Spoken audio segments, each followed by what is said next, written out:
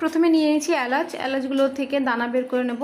এবার আটার মধ্যে দিয়ে দিলাম এলাচ গুঁড়ো, লবণ, 2 প্যাকেট গুঁড়ো দুধ 10 টাকা দামের। এবার বেকিং পাউডার, চিনি আর দিয়েছি বেকিং সোডা।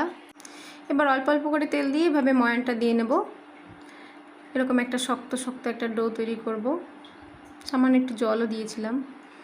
এবার বিস্কুটের শেপ দিয়ে দেব। এই যে মাঝখান থেকে একটু আবার নিচু করে দিয়েছি। এখানে একটা একটা কিশমিশ বসাবো। প্রতিটা বিস্কুটেই একটা একটা করে কিশমিশ বসিয়ে দিলাম। দেখতে সুন্দর লাগবে, খেতেও ভাল লাগবে। দেখুন, দেখতে এখনই অনেক সুন্দর দেখাচ্ছে। এটা কিন্তু নিরামিষ বিস্কুট, আমি কোনো ডিম টিম কিছু ইউজ করিনি, শুধু একটু এলাচ গুঁড়ো দিয়েছি। এবার কড়াইয়ের মধ্যে কিছুটা লবণ দিয়ে, লবণটা একটু গরম হয়েছে, সেখানে একটা স্ট্যান্ড বসিয়ে বিস্কুটের থালাটা বসিয়ে দিলাম। স্টিলের থালা সহই বসিয়ে দিলাম। এবার ঢাকনাটার যে ছিদ্রটা ছিল সেটা কাগজ দিয়ে আটকে দিয়েছি। প্রায় 40 মিনিটের মতো। দেখুন কত সুন্দর হয়েছে, একদম ফুলে বড় বড় হয়ে গেছে। উপর থেকেও হালকা ব্রাউন একটা কালার চলে এসছে। দেখতে কিন্তু অসাধারণ হয়েছে, খেতেও ভালো হয়েছে।